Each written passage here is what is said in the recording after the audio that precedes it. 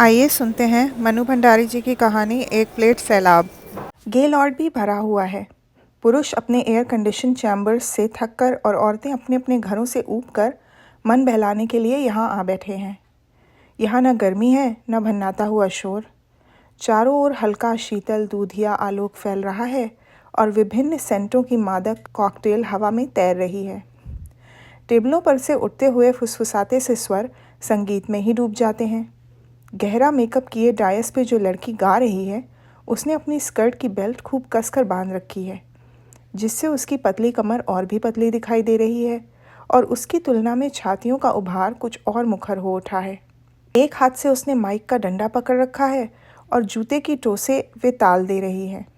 उसके होठों से लिपस्टिक भी लिपटी है और मुस्कान भी। गाने के साथ साथ उसका सारा शरीर एक विशेष अदा के साथ झूम रहा है। पास में दोनों हाथों से झुनझुने से बजाता जो व्यक्ति सारे शरीर को लचका लचका कर ताल दे रहा है वे नीग्रो है। बीच बीच में जब उसकी ओर देखती है तो आंखें मिलते ही दोनों ऐसे हंस पड़ते हैं मानो दोनों के बीच कहीं कुछ है। पर कुछ दिन पहले जब एंग्लो इंडियन उसके साथ बजाता था तब भी ये ऐसे ही हंसती थी, तब भी इसकी आंखें ऐसे ही चमकती थीं।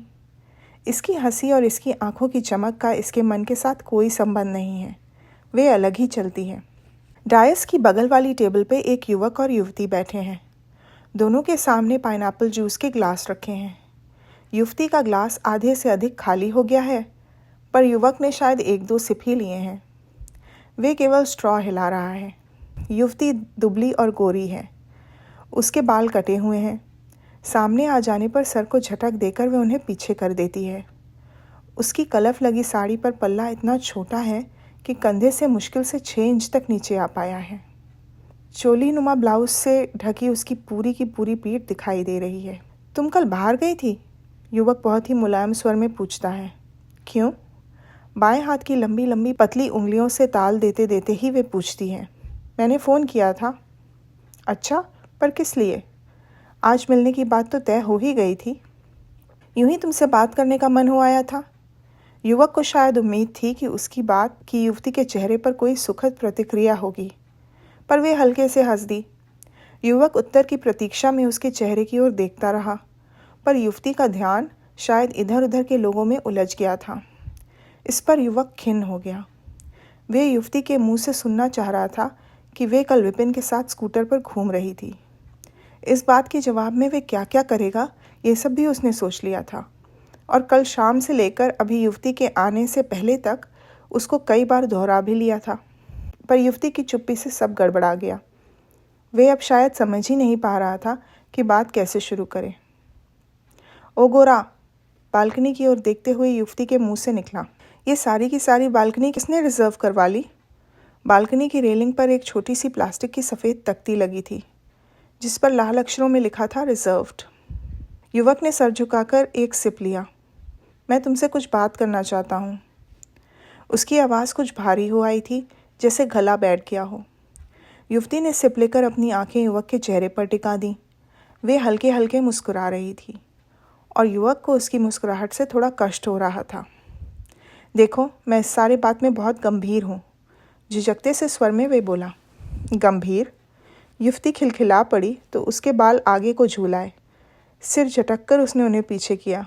मैं तो कभी भी किसी भी चीज़ को गंभीरता से लेने में विश्वास ही नहीं करती। ये दिन तो हंसने खेलने के हैं, हर चीज़ को हल्के फुल्के ढंग से लेने के। गंभीरता तो बुढ़ापे की निशानी है। बूढ़े लोग मच्छरों और मौसम को भी बहुत गंभीरता से लेते हैं, और मैं अभी बूढ़ा नहीं होना चाहती। और उसने अपने दोनों कंधे ज़ोर से उचका दिए। वे फिर गाना सुनने में लग गई। युवक का मन हुआ कि वे उसकी मुलाकातों और पुराने पत्रों का हवाला देकर उससे अनेक बातें पूछे, पर बात उसके गले में ही अटक कर रह गई और वे खाली खाली नज़रों से इधर उधर देखने लगा। उसकी नज़र रिजर्व की उस तख्ती पर जा लगी। एकाएक उसे लगने लगा जैसे वे तख्ती वहाँ से उठकर उन दोनों के बीच आ गई है और प्लास्टिक के लाल अक्षर नियॉन लाइट के अक्षरों की तरह चमकने लगे हैं। तभी गाना बंद हो गया और सारे हॉल में तालियों की गड़गड़ाहट गूंजी। गाना बंद होने के साथ ही लोगों की आवाज़ें धीमी हो गईं, पर हॉल के बीचों बीच एक छोटी टेबल के सामने बैठे एक स्थूलकाय खद्दरदारी व्यक्ति का धारा प्रवाह भाषण स्वर के उसी स्तर पर जारी रहा। सामने पतलून और बुशर्ट पहने एक दुबला पतला सा व्यक्ति उनकी बातों को बड़े ध्यान से सुन रहा है, पर उनके पास शायद इन छोटी मोटी बातों पर ध्यान देने लायक समय ही नहीं है। वे मूड में आए हुए हैं। गांधी जी की पुकार पर कौन व्यक्ति अपने को रोक सकता था भला? क्या दिन थे वे भी। मैंने बिजनेस की तो की ऐसी की तैसी और देश सेवा के काम में जुट गया। फिर तो सारी ज़िंदगी पॉलिटिकल सफ़र की तरह ही गुजार दी। सामने वाला व्यक्ति चेहरे पर श्रद्धा के भाव लाने का बरसक प्रयत्न करने लगा। देश आज़ाद हुआ तो लगा कि असली काम तो अब करना है। सब लोग पीछे पड़े कि मैं खड़ा हूँ, मिनिस्ट्री पक्की है, पर नहीं साहब, ये काम अब मेरे बस का नहीं रहा। जेल के जीवन ने काया को जर्जर कर दिया। फिर ये भी लगा कि नवनिर्माण में नया खून ही होना चाहिए। सो बहुत पीछे पड़े तो बेटों को झोंका इस चक्कर में। उन्हें समझाया, ज़िंदगी भर के हमारे त्याग और परिश्रम का फल है ये आज़ादी। तुम लोग अब इसकी लाज रखो, बिजनेस हम संभालते हैं। युवक शब्दों को ढेलता सा बोला, आपकी देशभक्ति को कौन नहीं जानता। वे संतोष की एक डकार लेते हैं और जेब से रुमाल निकालकर अपना मुंह और मूंछों को साफ करते हैं। रुमाल वापस जेब में रखते हैं और पहलू बदलकर दूसरी जेब से चांदी की डिबिया निकालकर पहले खुद पान खाते हैं, फिर सामने वाले व्यक्ति की ओर बढ़ा देते हैं। जी नहीं, मैं पान नहीं खाता। कृतज्ञता के साथ ही उसके चेहरे पर बेचैनी का भाव भर आता है। एक यही लत है जो छूटती नहीं। पान की डिबिया को वापस जेब में रखते हुए वे कहते हैं, इंग्लैंड गया तो हर सप्ताह हवाई जहाज़ से पानों की गड्डी आती थी। जब मन की बेचैनी केवल चेहरे से नहीं संभलती तो वे धीरे धीरे हाथ रगड़ने लगता है। पान को मुँह के ओर ठेल कर वे थोड़ा सा हकलाते हुए कहते हैं, अब आज ही की मिसाल लो। हमारे वर्ग का एक भी आदमी गिना दो जो अपने यहाँ के कर्मचारी की शिकायत इस प्रकार सुनता हो। पर जैसे ही तुम्हारा केस मेरे सामने आया, मैंने तुम्हें बुलाया। जी हाँ, उसके चेहरे पर कृतज्ञता का भाव और अधिक मुखर हो जाता है। वे अपनी बात शुरू करने के लिए शब्द ढूंढने लगता है। उसने बहुत विस्तार से बात करने की योजना बनाई थी, पर अब सारी बात को संक्षेप में ही कह देना चाहता है। सुना है तुम कुछ लिखते लिखाते भी हो। एकाएक हॉल में फिर संगीत गूंज उठता है। वे अपनी आवाज़ को थोड़ा और ऊंचा करते हैं। युवक का उत्सुक चेहरा थोड़ा और आगे की ओर झुकाता है। तुम चाहो तो हमारी इस मुलाकात पर एक लेख लिख सकते हो। मेरा मतलब, लोगों को ऐसी बातों में नसीहत और प्रेरणा मिलती है। पान शायद उन्हें वाक्य पूरा नहीं करने देता। तभी बीच की टेबल पर आई उई का शोर होता है और सबका ध्यान अनायास ही उधर चला जाता है। बहुत देर से ही वे टेबल लोगों के ध्यान को अनायास ही खींच रही थी। किसी के हाथ से कॉफ़ी का प्याला गिर पड़ा है। बैरा झाड़न लेकर दौड़ पड़ा और असिस्टेंट मैनेजर भी आ गया। 2 लड़कियां खड़ी होकर अपने कुर्तों को रुमाल से पोंछ रही हैं। बाकी लड़कियां हंस रही हैं। सभी लड़कियों ने चूड़ीदार पजामे और ढीले ढाले कुर्ते पहन रखे हैं। केवल एक लड़की साड़ी में है और उसने ऊंचा सा जूड़ा बना रखा है। बातचीत और हाव भाव में सब मिरेंडियंस लग रही हैं। मेज़ साफ होते ही खड़ी लड़कियां बैठ जाती हैं और उनकी बातों का टूटा क्रम चल पड़ता है। पापा को इस बार हार्ट अटैक हुआ है, सो छुट्टियों में कहीं बाहर तो जा नहीं सकेंगे। हमने तो सारी छुट्टियां यहीं बोर होना है। मैं और मम्मी सप्ताह में एक पिक्चर तो देखते ही हैं। It's a must for us. छुट्टियों में तो हमने 2 देखनी है। हमारी किटी ने बड़े स्वीट पप्स दिए हैं। डैडी इस बार उसे मीट करवाने मुंबई ले गए थे। किसी प्रिंस का अल्सेशियन था। मम्मी बहुत बिगड़ी थी। उन्हें तो दुनिया में सब कुछ वेस्ट करना ही लगता है, पर डैडी ने मेरी बात रख ली and it paid us also. Really pups बहुत स्वीट हैं। इस बार मम्मी ने पता है क्या कहा है, छुट्टियों में किचन का काम सीखो। मुझे तो बाबा किचन के नाम से ही एलर्जी है। मैं तो इस बार मुराविया पढ़ूंगी। हिंदी वाली मिस ने हिंदी नॉवेल्स की एक लिस्ट पकड़ाई है। पता नहीं, हिंदी के नॉवेल्स तो पढ़े ही नहीं जाते। वे ज़ोर से कंधे उचका देती है। तभी बाहर का दरवाज़ा खुलता है और चुस्त दुरुस्त शरीर और रोबदार चेहरा लिए एक व्यक्ति भीतर आता है। भीतर का दरवाज़ा खुलता है तब वे बाहर का दरवाज़ा बंद हो चुका होता है, इसलिए बाहर के शोर और गर्म हवा का लवलेश भी भीतर नहीं आ पाता। सीढ़ियों के पास वाले कोने की एक छोटी सी टेबल पर दीवार से पीठ सटाए एक महिला बड़ी देर से बैठी है। ढलती उम्र के प्रभाव को भरसक मेकअप से दबा रखा है। उसके सामने कॉफ़ी का प्याला रखा है और वे बेमतलब थोड़ी थोड़ी देर के लिए सबकी टेबलों की ओर देख लेती है। आने वाले व्यक्ति को देखकर उसके ऊप भरे चेहरे पर हल्की सी चमक आ जाती है और वे उस व्यक्ति को अपनी ओर मुखातिब होने की प्रतीक्षा करती है। खाली जगह देखने के लिए वे व्यक्ति चारों ओर नज़र दौड़ा रहा है। महिला को देखते ही उसकी आंखों में परिचय का भाव उभरता है और महिला के हाथ हिलाते ही वे उधर ही बढ़ जाता है।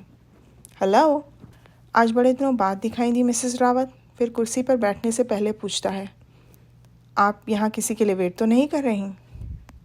नहीं जी, घर में बैठे बैठे या पढ़ते पढ़ते जब तबीयत ऊब जाती है तो यहाँ आ बैठती हूँ। 2 कप कॉफ़ी के बहाने घंटा 1.5 घंटा मज़े से कट जाता है। कोई जान पहचान का फुर्सत से मिल जाए तो लंबी ड्राइव पर ले जाती हूँ। आपने तो किसी को टाइम नहीं दे रखा है ना? नो, बाहर ऐसी भयंकर गर्मी है कि बस एकदम आग बरस रही है। सोचा यहाँ बैठकर एक कोल्ड कॉफ़ी ही पी ली जाए। बहते हुए उसने कहा। जवाब से कुछ आश्वस्त होकर मिसेस रावत ने बैरे को कोल्ड कॉफ़ी का ऑर्डर दिया। और बताइए, मिसेस आहूजा कब लौटने वाली हैं? साल भर तो हो गया ना उन्हें। God nose. वे कंधे उचका देता है और फिर पाइप सुलगाने लगता है। एक कश खींचकर टुकड़ों टुकड़ों में धुआं उड़ाकर पूछता है, छुट्टियों में इस बार आपने कहाँ जाने का प्रोग्राम बनाया है? जहाँ का भी मूड आ जाए चल देंगे। बस इतना तय है कि दिल्ली में नहीं रहेंगे। गर्मियों में तो यहाँ रहना असंभव है। अभी यहाँ से निकलकर गाड़ी में बैठेंगे तब तक शरीर झुलस जाएगा। सड़कें तो जैसे भट्टी हो रही हैं। गाने का स्वर डायस से उठकर फिर सारे हॉल में तैर गया। On Sunday I am happy. Nonsense, मेरा तो संडे ही सबसे बोर दिन होता है।